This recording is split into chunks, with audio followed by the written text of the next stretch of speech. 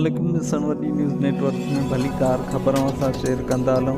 वफ़ाक़ी हुकूमत पारां किरायल petrol bomb खां पोइ जिते पूरो मुल्क महांगाई जी लपेट में आहे, उते यूसी मिसण जा नंढा वॾा ॻोठ पिणु महांगाई जी लपेट में अची विया आहिनि। किरायनि में वाध खां पोइ खाधे पीते जी शयुनि जा अघु चोट चढ़ी विया आहिनि।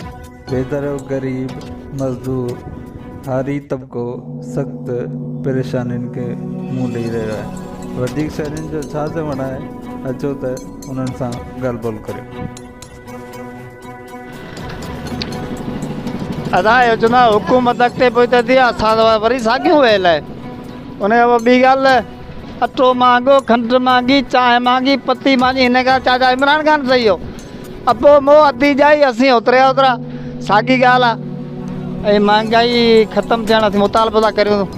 साईं साईं मुराद माण्हू अची रोड ते निकिरनि, डंडा कुआड़ियूं खणी, फुरूं चोरियूं, दुकानदार परेशान, माण्हू त अचनि ई कोन था। हाणे पिटण वारा पुछनि शहर बंदि छो आहे, फुरूं कंदा त पूरी त थिए कोन थी न। 500 कमाइण वारो छा वठे माण्हू, 600 रुपया किलो के आहे। हुकूमत खे इहो था चवणु चाहियूं न, बाबा कुझु हल्को रखो। मज़दूर माण्हू, ग़रीब माण्हू केॾां वञे।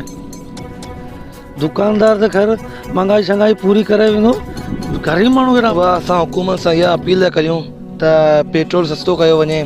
ग़रीब कमाइनि 600 था, ऐं अॼुकल्ह जा ख़र्च 530-60 ते आयल पियो हले। गुज़र सफ़र किथां कंदो, आख़िर इहे चोरियुनि ते लेंदा केॾां वेंदा।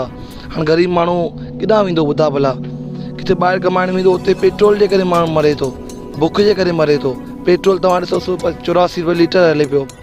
आयल एतिरो महांगो थी वियो आहे, 530 रुपया। माण्हू कमाए